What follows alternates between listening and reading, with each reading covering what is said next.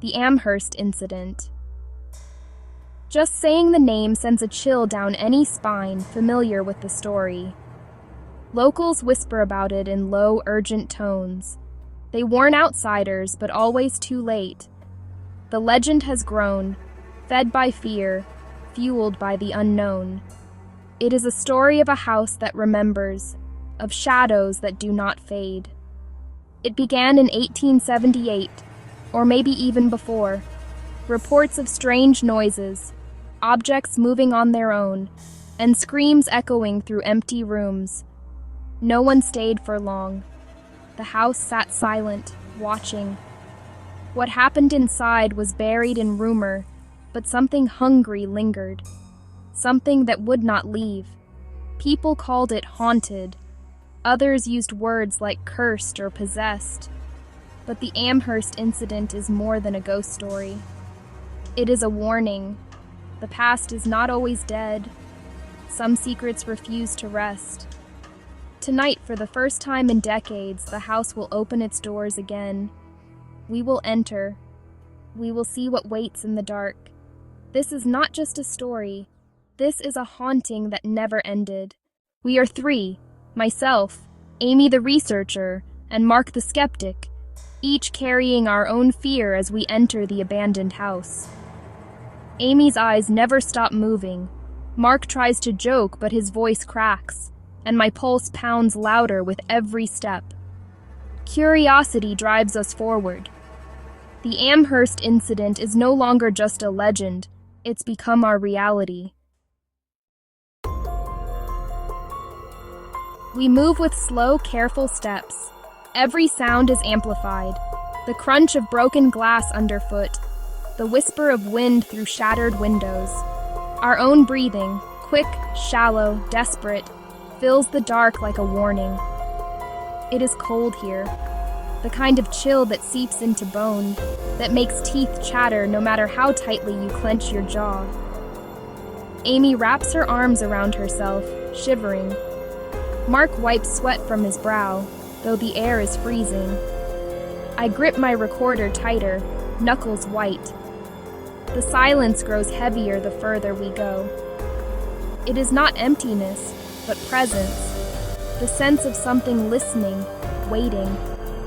Our flashlights fight the darkness, but shadows seem to thicken just beyond their reach. There are moments when we all stop, holding our breath, certain we've heard footsteps not our own. The dread is a living thing now, coiling around our hearts. It presses us forward and holds us back at the same time. We are trapped between the need to run and the need to know. The house feels alive, and it is watching us. In the parlor, Amy gasps and points to strange markings on the wall. Some old, some fresh, all pulsing with silent warning. The air is icy. Our breaths hang like fog. A door slams upstairs. We freeze, hearts hammering. The house warns us, leave or join the legend. The deeper we go, the more our nerves fray. Mark laughs off every chill, but his eyes dart from shadow to shadow. Amy clings to her notebook like a talisman. We huddle together, unwilling to split up, as if the darkness might devour anyone who strays. The sense of being watched is overwhelming. Whatever wakes here is not sleeping anymore. We descend the basement stairs, each step a dare. The darkness feels thicker here, more solid. Our flashlights flicker, batteries drained by fear or something worse. The air is dense, tasting of earth and rot. Down here, the house breathes with us. A shadow darts across the far wall. Too fast, too real. Amy screams, her voice strangled. Mark stumbles back, camera shaking in his hand. I freeze, every muscle locked. The shadow moves again, pausing just beyond the light. It is human-shaped, but wrong, elongated, trembling, eyes like burning coals. It speaks without sound. The pressure in our heads grows, a silent scream that threatens to tear us apart. Amy clutches her chest, gasping. Mark drops his camera. I feel my legs buckle, but I force myself to stand. Survival is instinct now. We huddle together, desperate not to let the darkness separate us. The shadow advances, cold radiating from its form.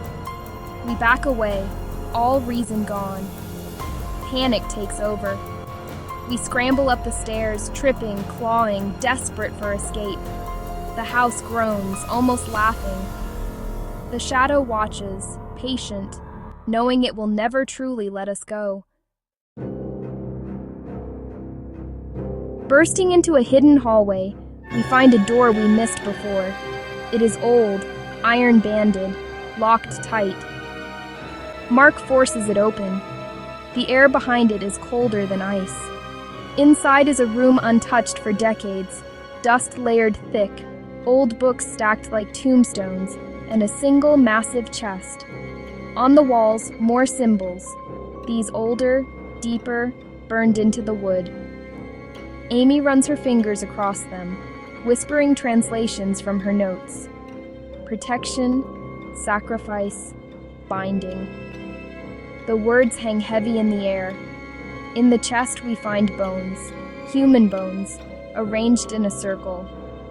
At the center, a locket, inside of which is a faded photo of a girl with dark, haunted eyes. The air vibrates, as if the house itself is furious. A scream rises from the floorboards, shaking the room. Mark slams the lid shut, but it is too late. The truth is out. This is no ordinary haunting. This is a prison, a warning, a curse tied to blood and bone. We run, the house shuddering around us, shadows writhing on every wall. The secret is no longer buried. The Amherst incident lives, and we are now part of its legend.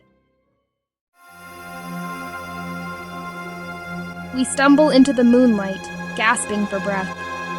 Behind us, the Amherst house looms, silent, but somehow satisfied. We do not speak. Our faces are pale, eyes wide with the truth we have seen. The night is deathly quiet, but we feel watched, marked, forever changed. Amy cries softly, clutching her notebook to her chest. Mark stares back at the house, haunted by something only he sees. I try to record my thoughts, but my hands will not stop shaking. The terror is not gone. It has followed us out, settling in our bones like a sickness. Days later, the nightmares begin. Whispers in the dark, shadows at the edge of vision. The feeling that we are never truly alone. The Amherst incident is not finished with us. It will never be finished. The house has taken something from us, and it will not give it back. The legend grows. People talk of 3 who went inside and came out changed. The Amherst house waits, patient, feeding on fear. Some nights, if you listen closely, you can still hear the screams. The past is never truly dead. The shadow is always watching.